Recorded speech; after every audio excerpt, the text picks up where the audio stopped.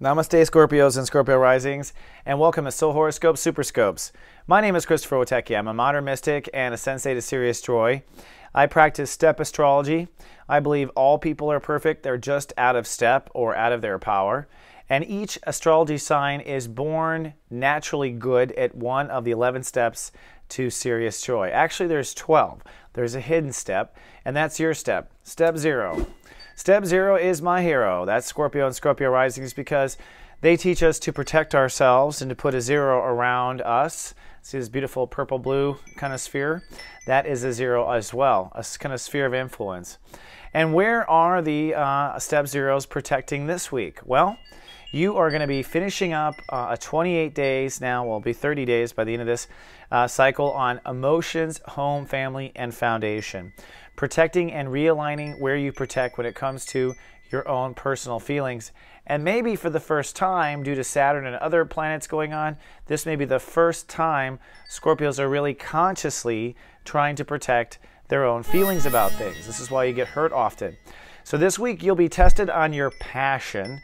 This is things flying by so quickly you don't necessarily have time to micromanage them with your mind. So you're caught in the passion of things, and you'll be tested on your ability to protect your own passion and your own emotional needs. That's a big part of the lesson for Scorpios and Scorpio Risings, to protect your own passion.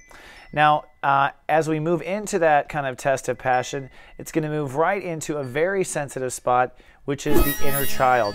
And that's where the next 30 days are, love. So for the next 30, Scorpios and Scorpio Risings will be working on love, creativity, inspiration, the heart chakra, the Leo energy, basically the step 1 energy. The first step after we protect ourselves is we love ourselves. We fill that with love. We fill that sphere with love. So Scorpios have been quite damaged through the years, depending on how old you are. Scorpio Risings as well, due to the fact that Pluto went through Scorpio in the 80s, and now Saturn is in Scorpio. This is some hard cutting.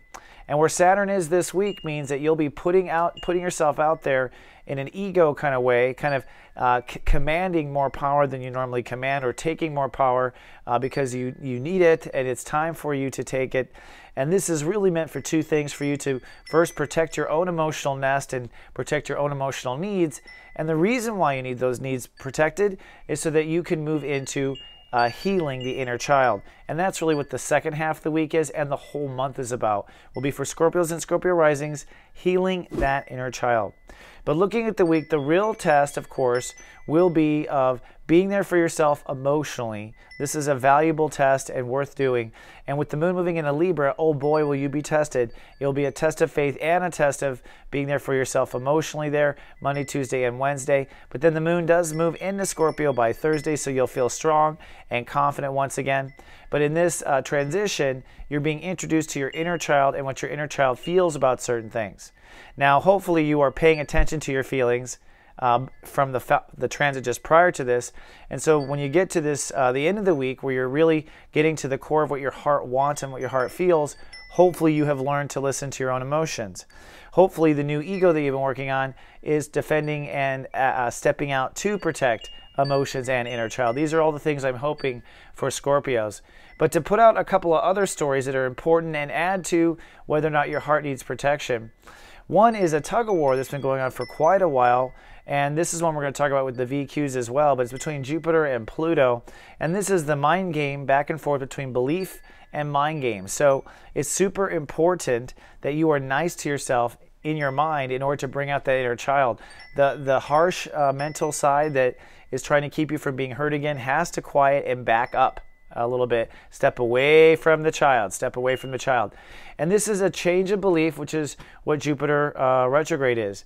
Also, you have to be and define strength in the moment every day differently. So unfortunately, you are lifting heavier objects and getting stronger in the moment. And this makes it a bit more difficult for the inner child to come out. So I want you to know that it is part of the process, but you can't manifest more than you can handle, because we can't manifest more than we are.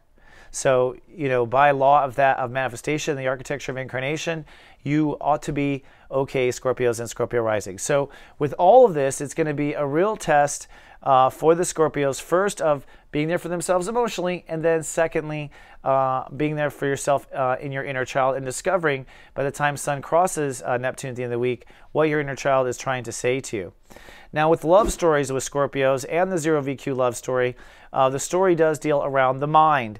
In fact, if you want love or profound love or any type of giving and receiving of love, according to the planets, it is all happening in the mind right now. And this week, the love stories of Zero VQs are to move forward with a loving, thoughtful attitude.